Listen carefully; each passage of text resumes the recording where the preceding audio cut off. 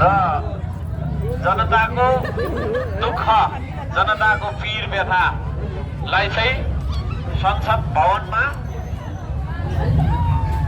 बडो उच्च तरिकाले बडो इमानदार तरिकाले चाहिँ नै म प्रस्तुत गर्नेछु। यसपालि श्रम संस्कृतिको चुनाव चिन्ह माटोमा भोट लगाउनु हुने सम्पूर्ण साथै अरू दलमा भोट लगाउनु हुने सम्पूर्ण मतदाता सबैजनालाई हार्दिक धन्यवाद दिन चाहन्छु।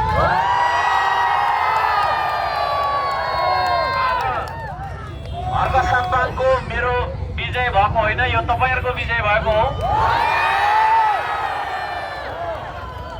अब यो देशमा गरिब दुखीको आवाज पनि त्यो संसदभित्र, भोका नाङ्गाको आवाज पनि त्यो संसदभित्र गुन्जनेछ भन्ने कुरा म प्रतिबद्धता जाहेर गर्छु।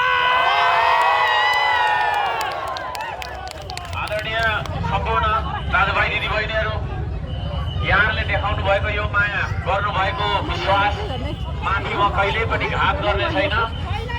म देश र जनतालाई कहिले पनि ढाँट्ने छैन, कहिले पनि धोका दिने छैन। इमानदार भएर